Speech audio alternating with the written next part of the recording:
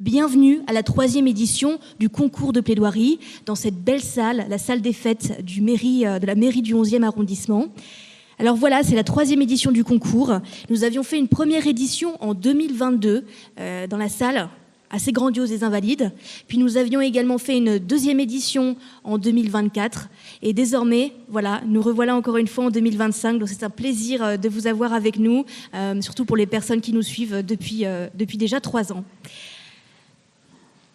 Cette année encore, la sélection des candidats fut rude, elle fut difficile, mais nous avons avec fierté désormais 7 candidats finalistes qui sont, je vous l'ai dit, ce soir dans le public. Alors je vais vous dire leur nom et leur prénom, j'aimerais bien que vous les reteniez parce que, croyez-moi, ça en vaut le détour. Lilou Guélaguet, Clara Besancenay, Paul Dijak Verwagne, Célile Rademaché, Juliette Milan, Sarah Demirjian et Ambroise Colette. Bravo à vous, vous allez vous découvrir ce soir. Merci.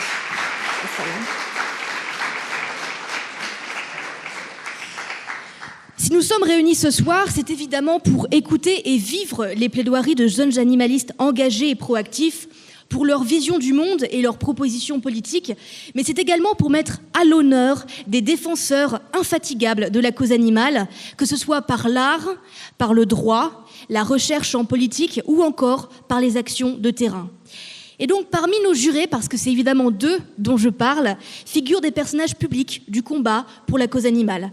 Je vous demande, mesdames et messieurs, d'applaudir chaleureusement Réjeanne Sénac, directrice du Centre de recherche de Sciences Po, des sciences politiques de Sciences Po, spécialiste des enjeux contemporains, et là, faites attention à ce que je vais dire, croyez-moi, ça vous sera utile, du principe d'égalité, et sur les discriminations, donc le principe d'égalité et les discriminations, ce sont les 2 sujets principaux, enfin, dites-moi si je me trompe, de votre recherche. Et autrice du livre « Comme si nous étions des animaux » paru en 2024. Docteur, donc, Réjeanne Sénac a l'œil affûté pour repérer les failles derrière les belles formules. Donc, avec Réjeanne Sénac, la cohérence de fond n'est pas un détail. Ensuite, Lamia Essemlali, oui, bien sûr, le mérite. Notre 2e jurée ce soir s'appelle Lamia Essemlali.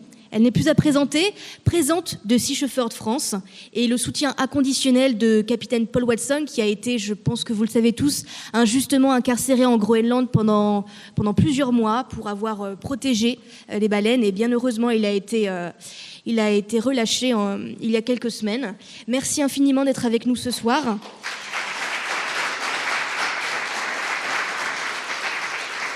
Et c'est justement avec cette détermination et cette rigueur que Lamia jugera la plaidoirie de nos finalistes. Son engagement de terrain sera sans aucun doute une valeur ajoutée dans son analyse des plaidoiries.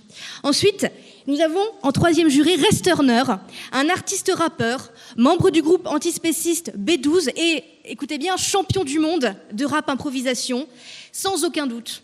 Les morceaux Earthlings et Antispéciste, j'espère vous disent quelque chose, sinon on se fera un devoir de vous les faire écouter. Maître des rimes, des figures de style et des punchlines, il sera particulièrement attentif à la force du verbe et à la justesse des messages. Beaucoup d'applaudissements, s'il vous plaît.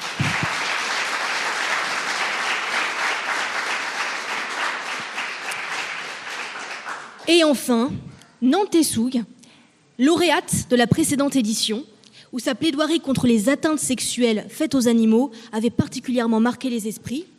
Désormais doctorante en droit privé et en sciences criminelles, elle est également spécialisée en droit de l'animal et elle revient non plus pour convaincre les jurys, mais bien pour en faire partie. Le stress, l'adrénaline, elle l'a déjà vécu et elle saura apporter un œil critique aux plaidoiries qui nous seront présentées cet après-midi. Merci.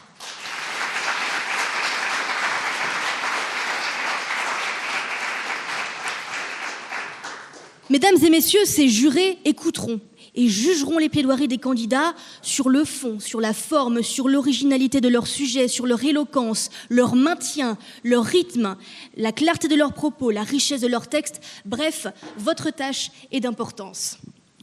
Sans plus attendre, mesdames et messieurs, je laisse la parole à Salomé Ettener, organisatrice en chef de l'événement et stagiaire au campus animaliste. Merci.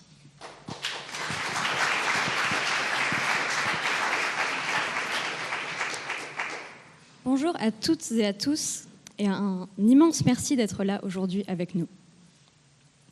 Bienvenue à la grande finale du concours de plaidoirie animaliste donc. Que vous soyez militant ou simplement sensible à la cause animale, chers invités, si vous êtes ici aujourd'hui, c'est que la défense des êtres vivants, qu'ils soient terrestres ou marins, sauvages ou domestiques, vous touche profondément et vous interroge. Sincèrement, merci donc d'avoir porté attention à cet événement qui se tient aujourd'hui pour la 3e fois. Ce concours mêlant défense animale et art de la plaidoirie n'a aujourd'hui aucun équivalent, et donc assez unique en son genre. À la fois tribune et acte de résistance, nous souhaitons que ce concours, ce soir, soit l'espace où la parole se fait outil du changement. Le concours de plaidoirie animaliste est ainsi le seul du genre, et pourtant, dans cette lutte pour une cause juste et nécessaire, il est crucial de bien choisir ses mots. Peut-être avez-vous constaté, comme nous, que la bataille pour de meilleurs droits pour les animaux n'est pas la plus facile à mener. Souvent mal comprise, parfois dévalorisée, elle peut sembler être un combat parfois un peu solitaire, à l'issue incertaine. Et il est vrai qu'il est aisé de se laisser gagner par la solitude, par la lassitude et ce sentiment de solitude face à une cause qui semble encore trop souvent secondaire dans les préoccupations collectives. C'est pourquoi il est crucial d'encourager les jeunes à prendre la parole, à défendre les droits des animaux avec conviction et force. Ce concours n'est pas simplement une compétition. C'est une manière de se rassembler également, de conjurer ensemble ce sentiment d'impuissance. L'animalisme n'est pas une cause isolée, c'est un véritable sujet de société. Et puisque la jeunesse, c'est l'avenir, levons la voix encore plus fort et affirmons ensemble: la société de demain ne saura être véritablement apaisée si elle ne prend pas pleinement en compte le bien-être des animaux et leur place au sein de notre monde. Je vous sens... Merci. Merci, vous avez raison d'applaudir parce que le concours, c'est énormément d'organisation. Donc voilà, merci beaucoup à Salomé pour tous les efforts qu'elle a fournis pour que nous soyons tous réunis aujourd'hui. Alors je vous sens impatients, mesdames et messieurs, du public, mais aussi du jury, je l'espère. Et avant de laisser enfin la parole aux candidats, voici un petit aperçu du déroulé de la soirée. Je pense que ça peut être utile pour tout le monde. Donc après 4 plaidoiries, nous ferons une pause d'une dizaine de minutes où je ferai une petite animation. Alors s'il vous plaît, restez. Bon, vous verrez, j'espère que ce sera une bonne surprise. Mais en tout cas, si vous avez envie, je ne sais pas, d'aller aux toilettes, de prendre l'air, ce sera le moment. Et puis s'enchaîneront 3 autres plaidoiries, ce seront les 3 dernières plaidoiries, qui se clôtureront par une surprise. Je ne vous en dis pas plus, mais ce sera, je l'espère, une belle surprise. Le jury procédera ensuite pendant une vingtaine de minutes aux délibérations, et au cours de laquelle notre élu du parti animaliste, Mira Dujvik, fera une présentation. Enfin, nous procéderons évidemment à l'annonce des vainqueurs et aussi à l'annonce, je ne sais pas si vous êtes au courant, en tout cas je vous le dis maintenant, à l'annonce du vainqueur du prix du public. C'est-à-dire, mesdames et messieurs, que non seulement le jury sera en charge de choisir un lauréat, un vainqueur pour le concours de cette journée, mais vous également serez en charge de désigner le candidat qui remportera votre cœur, donc ça s'appelle le prix du public. Durant la délibération du jury, on vous fera passer un QR code que vous pourrez scanner sur vos téléphones, et ce sont sur vos téléphones que vous pourrez choisir le candidat qui, pour vous, remporte ce concours. Donc il y aura un vainqueur des jurés, mais aussi un vainqueur du public. Voici désormais le moment tant attendu. Je rappelle à toutes fins utiles qu'à la fin de ce concours, vous attendent sur le couloir un cocktail dînatoire où il y aura des tartinades, du vin, des softs, mais aussi des petits apéritifs italiens. Et surtout, nous vous présenterons un fromage vegan. Donc voilà, ça vaut le coup d'attendre. C'est l'occasion aussi de discuter les uns avec les autres. Donc on vous attend nombreux. Bien, c'est bon, nous avons fini de parler. C'est au tour désormais des candidats. Alors, si tout est bon... Est-ce que vous êtes prêts, le public? Oui? Oui? Bon. Est-ce que vous êtes prêts, le public? J'entends pas très bien. Hein. D'accord, j'ai eu un peu peur. Est-ce que, messieurs et... Enfin, surtout monsieur et mesdames les jurés, vous êtes prêts? Tout est bon? Très bien.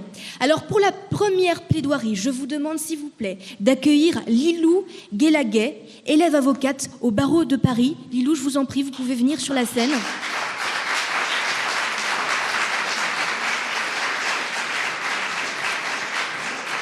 Sa plaidoirie s'intitule « La sentience des minuscules » et sans plus tarder, je lui laisse la parole.